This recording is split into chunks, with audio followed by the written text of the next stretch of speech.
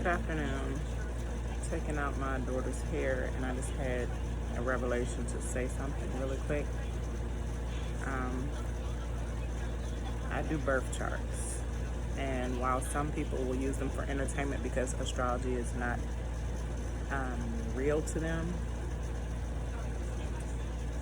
birth charts are really like a cheat sheet to seeing where you've come from and where you're going in life. Therefore, they are real. They're not for entertainment purposes. You can see good things and bad things on them. So for entertainment purposes, you might be looking for the good things only. There's positivity and negativity in everything.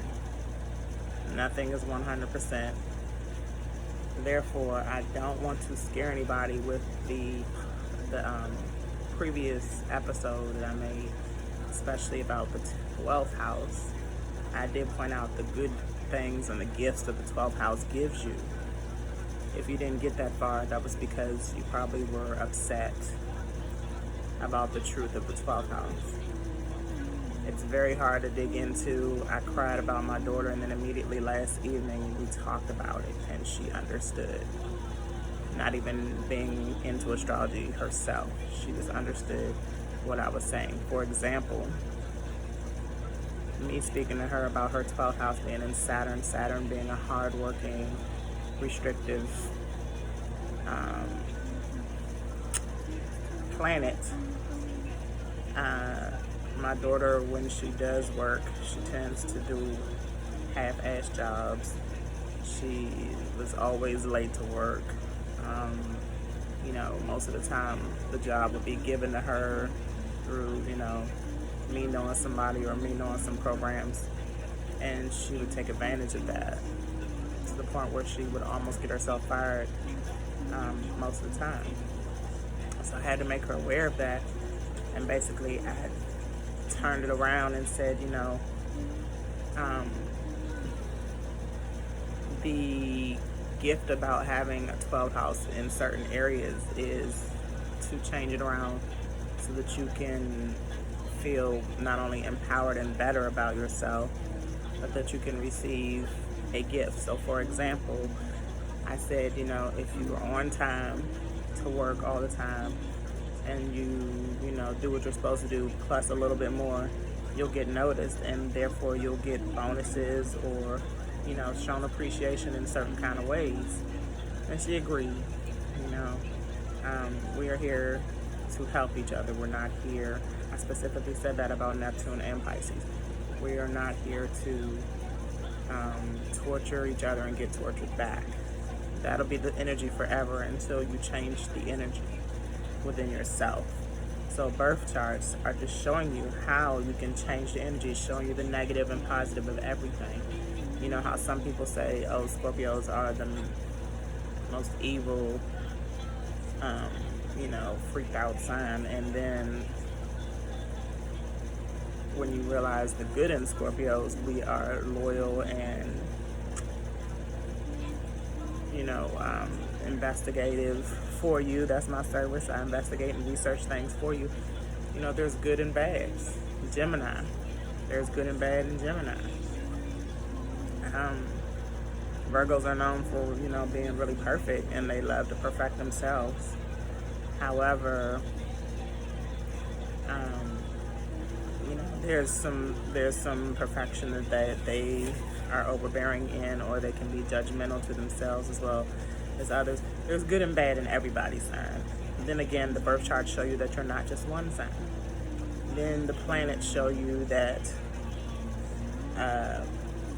how each energy from each planet above gives you energy when it goes through its cycles in various ways. It gives you, Mars is giving you energy in Aries now, where it wasn't giving you energy at all in Pisces, and it's an energetic planet. So I talked about that yesterday.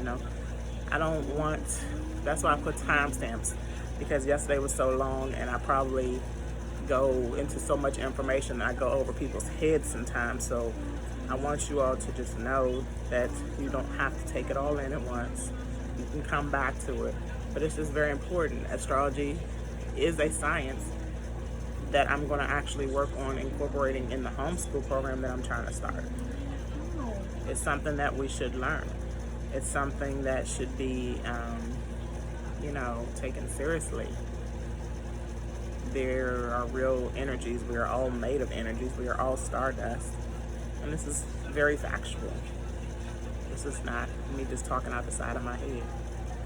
So again, I apologize for anybody that got offended or nervous or scared watching the video yesterday about the 12th house. I appreciate all you all's support. I actually reached over 100 subscribers yesterday too, so shout out to y'all for subscribing. Thank you.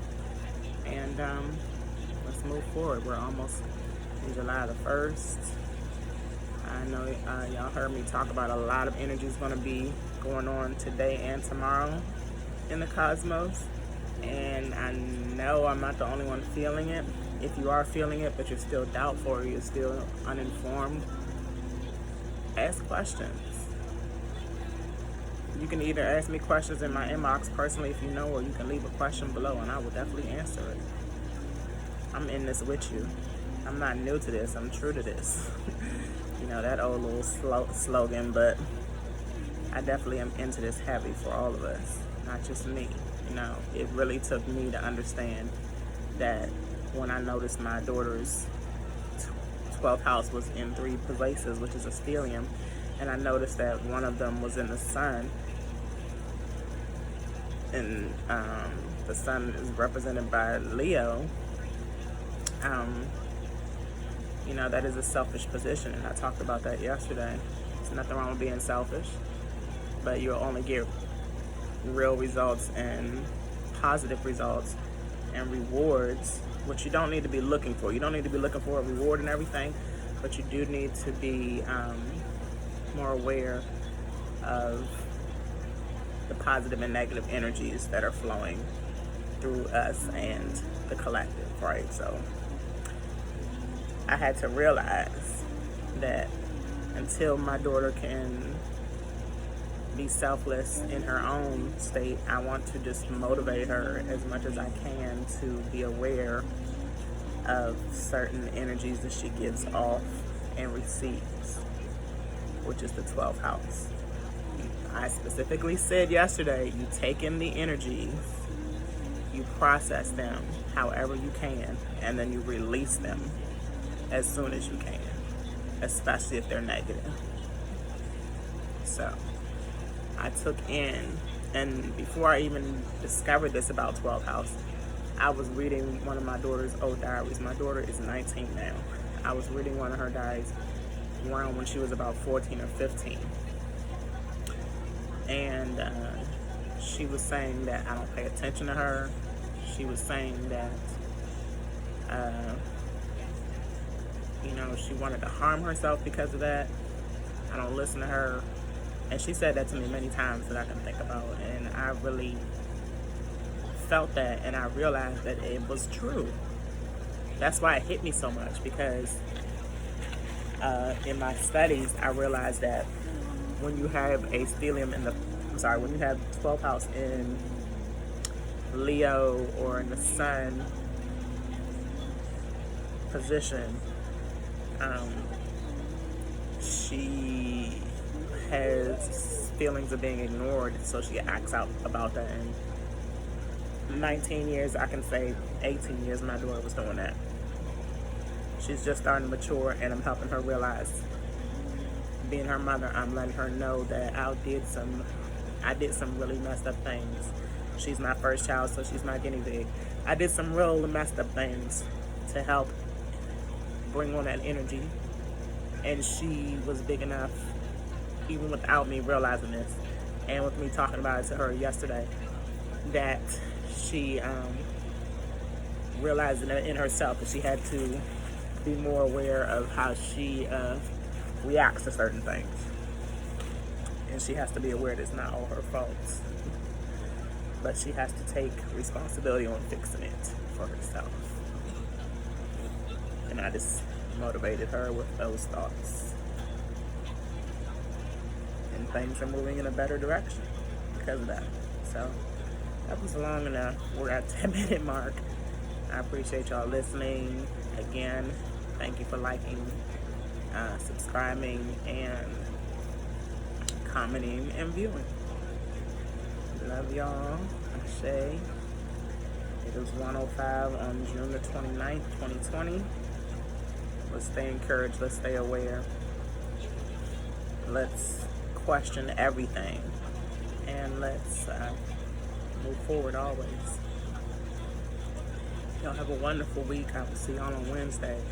Unless I pop in. I am studying about the ascendant now because a lot of stuff in the birth chart, there's so much information really quick. There's so much information in the birth chart that nobody's aware of because most people are beginners. This might be a trend to some people to get their birth charts, but this is really important information about you. So you need to get into it. You need to ask questions. Don't just say, oh, I like this part. Oh, this does really resonate with me. Ask, what does this part mean, because you don't understand it. Don't just skip over. Okay? It's 11:03, 11:04. I'll stop this video at 11:11. Y'all have a great day.